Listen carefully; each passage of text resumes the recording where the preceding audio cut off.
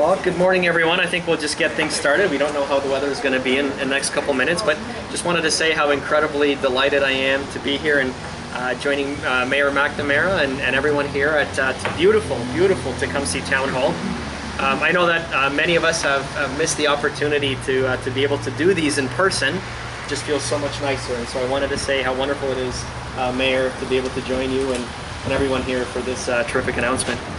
You know, people are faced with such different and difficult challenges today than only a few months ago.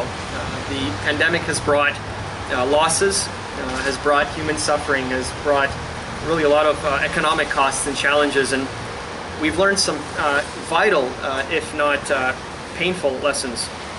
We know how to reduce the impact of the pandemic, to protect more lives and to rebuild businesses and create jobs.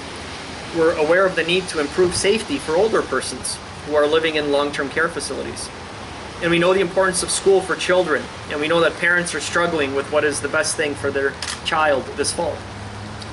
Immediate and different investments in public infrastructure are now needed to build up, to address the health risks, create jobs, and make healthy, resilient communities.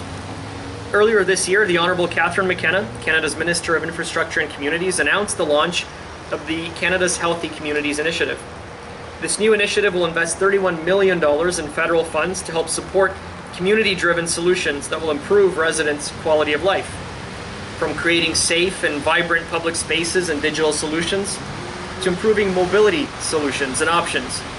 We want to support communities as Canadians return to daily activities and routines.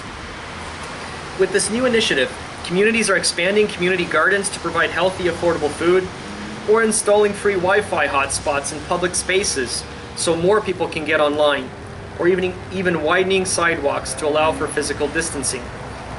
We know many organizations across the country have been hard at work, helping communities across the unique challenges that COVID-19 has presented.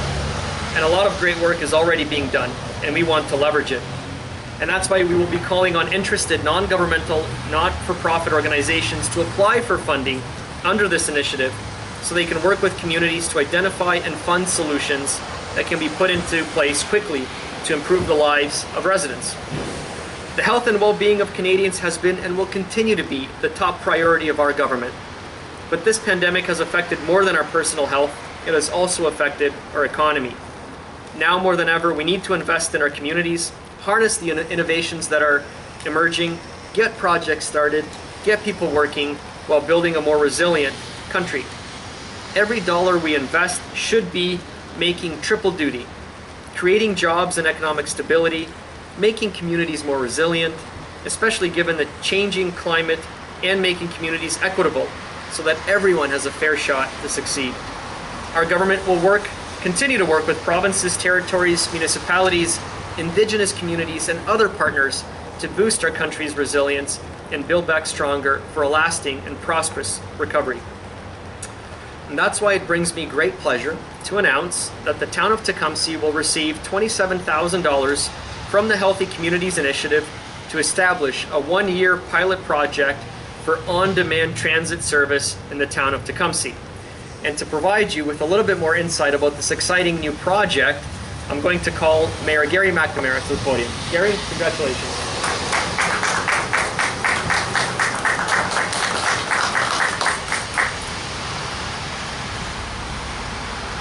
Beginning to get used to these announcements. It's quite wonderful. So thank you, Iric, for those certainly those kind words and giving us a perspective of your government's vision of our country. So good afternoon, everyone, and thank you for joining us today. And as we accept this federal funding for the region's first on-demand transit service today, we will soon start a one-year pilot program to test this service in our community. The Tecumseh Transit Service was introduced back in 2009, and now we're in our 12th year of operation. And it provides affordable transportation for residents through a continuous 30-kilometer loop around the town and into the city of Windsor with a connecting stop at Tecumseh Mall. In all, there are 43 stops, and the service maintains a 1-hour headway, and our service operates from 6 a.m. to 6 p.m. Monday to Saturday. And First Student Canada operates and maintains our town's bus. As one of the first Essex County municipalities outside of Windsor to provide a transit system, it is fitting that we introduce the first on-demand transit service for our riders. The use of on-demand transit is becoming more popular throughout North America, and municipalities using on-demand service have experienced increased ridership. On-demand service brings the premise of improved service efficiency and reliability, while reducing greenhouse gas emissions by optimizing transit routes. On-demand service may also help us extend our transit to parts of town that are not currently served. Here in Tecumseh, we are constantly looking at ways to improve our transit service, and we are hopeful that this innovative pilot program will be well used and tested in the coming year. If it delivers on its promises, it may well transform the service permanently. So we encourage existing and new riders to check out on-demand service and let us know what you think. The pilot program will not affect transit fares, and we are very pleased to have our pilot program funded by our federal partners. And on behalf of Council, I extend my thanks to the federal government for their support. Thank you, Iric.